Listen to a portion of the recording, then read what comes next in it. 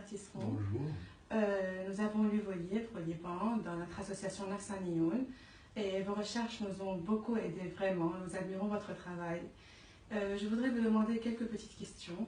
En fait, nous avons remarqué que le sujet primordial dans vos livres était sur la technologie nouvelle et l'écran.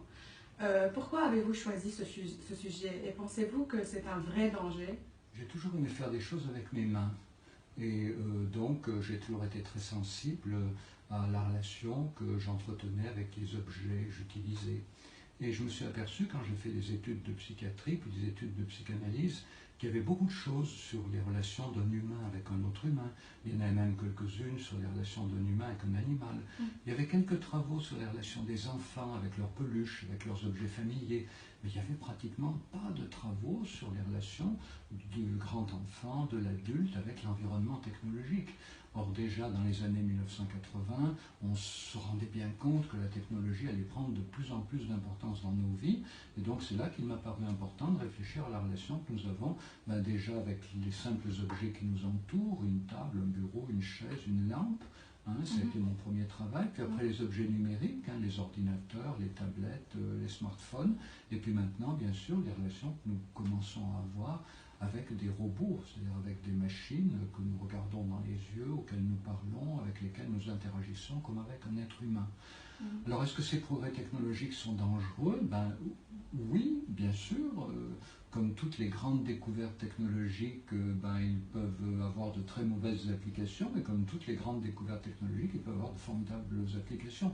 Et donc aujourd'hui, vous entendez sans doute beaucoup parler de l'intelligence artificielle. Certains nous disent que c'est la fin de l'humanité, et puis d'autres nous disent que c'est l'intelligence artificielle qui va permettre de résoudre tous les grands problèmes liés au défaut d'alimentation au fur et à mesure que la population augmente, aux problèmes de réchauffement climatique, aux conséquences liées à l'apparition de nouvelles maladies. Voilà, certaines personnes présentent l'intelligence artificielle comme la plus grande menace et d'autres comme le plus grand moyen de surmonter les menaces. Donc les deux sont vrais, mais je crois que nous, en tant que psychologues, psychiatres, psychanalystes, on a vraiment apporté notre contribution sur tout ce que ces technologies vont changer pour l'humain. Parce qu'il y a beaucoup de publications sur ce que sont ces technologies, mais il y a très peu de publications sur la manière dont nous allons pouvoir les aborder, sur la manière dont ça va changer notre rapport à la mort, notre rapport au désir, notre rapport à l'autre. Et donc c'est urgent que tous les psys travaillent sur ces questions de manière à pouvoir dire dans quel sens nous voulons que ces technologies aillent. Évidemment, nous voulons que ces technologies servent l'humain, mais il faut le dire, et la meilleure manière de le dire, c'est d'abord de commencer à travailler sur la façon dont elles pourraient desservir l'humain et la façon dont elles peuvent servir l'humain pour que les choix sociétaux, les choix collectifs se fassent dans la bonne direction. Au Liban, les parents habituent leurs enfants à regarder la télé dès qu'ils sont nés. Pour eux, ils pensent que peut-être ça les aide à comprendre, voir les couleurs, les gens bouger. Et vous, depuis quelques années, vous avez fait une campagne dans laquelle vous disiez que les enfants moins de 3 ans ne sont pas censés regarder la télévision. Et je vous dis maintenant, en fait, au Liban, c'est totalement le contraire. Et on aimerait savoir votre point de vue, s'il vous plaît, sur cette campagne. Pourquoi? Alors, en effet, en 2006, il y a des chaînes de télévision spécialement dédiées aux enfants de moins de 3 ans qui ont essayé d'émettre sur le territoire français. Avant 2006, il n'y avait pas de chaîne de télévision spécialement dédiée aux enfants de moins de 3 ans. Donc, on vivait avec la télévision, et je vais vous refaire parce qu'on parle un peu dans des choses, voilà, je vous le refais tout.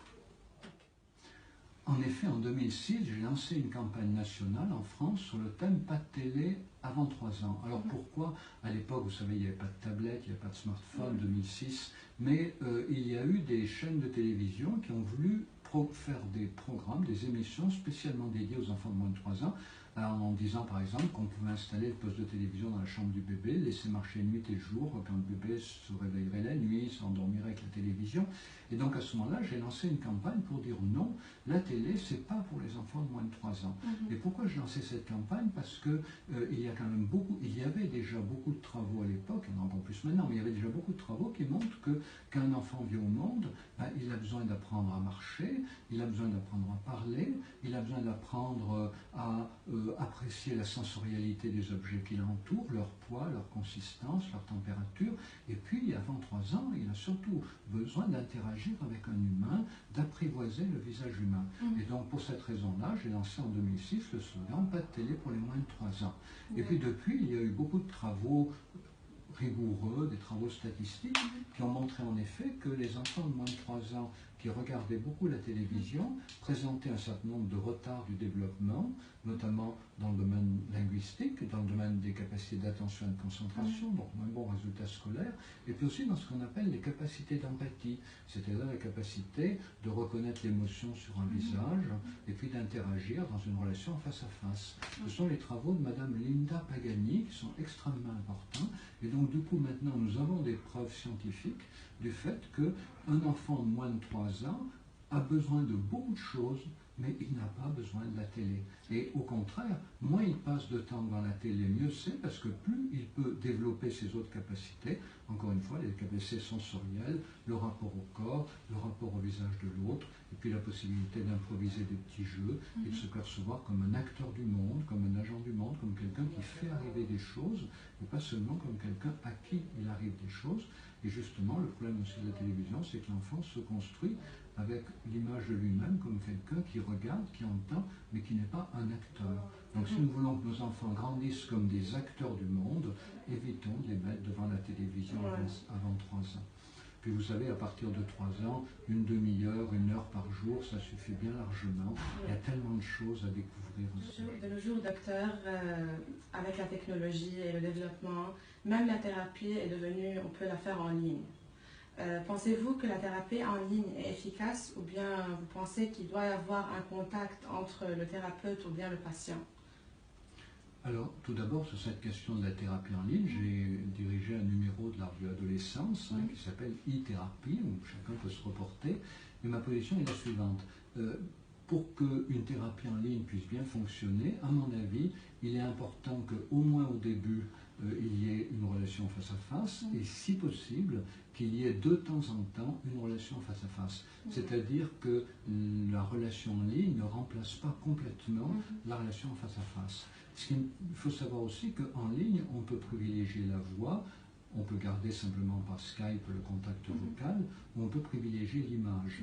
Et puis, on peut aussi essayer de recréer une situation analytique avec un patient qui met la caméra derrière lui et un thérapeute qui met la caméra devant lui. Voilà. Mais l'important en tout cas, je crois, c'est que il faut éviter le face-à-face dans les thérapies en ligne parce que ce n'est pas du vrai face-à-face. C'est-à-dire que ce qu'il faudrait, c'est d'arriver à mettre la caméra de telle façon que les deux protagonistes se regardent vraiment. Mais vous savez, souvent la caméra est haut placée, ou elle est en bas, ou elle est latérale, ce qui fait que les protagonistes ne peuvent jamais vraiment se regarder. Et du coup, je pense que les thérapies en ligne fonctionnent mieux quand on privilégie la voix et l'attention qu'on porte à ce moment-là aux intonations, aux ruptures de phrases. Voilà, un petit peu comme avec un patient allongé, on est centré sur la voix. Voilà. Je pense qu'à partir de là aussi, deuxième chose importante, ou plutôt troisième, à se voir un peu au début et régulièrement, à mon avis, plutôt privilégier le contact vocal. Et troisième série de conditions, établir un contrat clair dès le début, et notamment un contrat concernant le fait que pendant la séance de thérapie, aussi bien le patient que le thérapeute se trouvent en situation de ne pas être dérangé. Voilà, puisqu'il faut éviter que tout d'un coup la famille d'un patient fasse irruption dans la pièce où il se trouve au moment de sa thérapie, même chose pour le thérapeute. Donc tout ça doit être bien contractualisé pour qu'il y ait un contrat clair. D'accord. Voilà.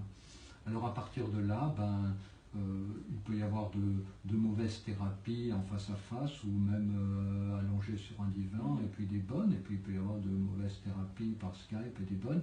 Ça dépend du thérapeute. Je crois qu'il faut qu'un thérapeute se sente à l'aise avec ça. Il ne faut pas qu'un thérapeute se force à faire une thérapie par Skype. Moi, il m'est arrivé pendant longtemps de renvoyer les patients qui faisaient des demandes de thérapie par Skype à d'autres thérapeutes qui étaient plus à mon aise, plus à leur aise que moi pour ça. Voilà. Donc il faut se sentir à son aise avec ça. Et puis il ne faut pas hésiter je pense, à remettre régulièrement en cause ce qui se passe, le protocole, les difficultés qui peuvent être liées au protocole. On est quand même dans une situation qui est relativement expérimentale, donc c'est l'aspect problématique, mais en revanche il y a un aspect très positif, c'est que dans les thérapies par Skype, on est obligé de préciser le contrat tout de suite. Alors, vous savez, ça c'est un grand problème d'un certain nombre de thérapeutes traditionnels qui proposent le contrat morceau par morceau au fur et à mesure que le patient rencontre des difficultés ou pose des questions. Je pense que ce n'est pas une bonne chose. Je pense qu'aujourd'hui, les gens qui s'engagent dans une thérapie ont envie que les choses soient claires. Donc Skype oblige à le faire, plus que les thérapies traditionnelles, et ça c'est une bonne chose. À partir de là, il faut évidemment avoir une vigilance plus grande.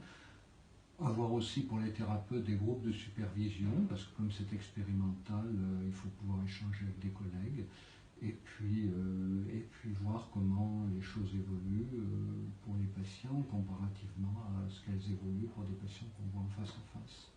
D'accord. Nous vous remercions beaucoup, docteur.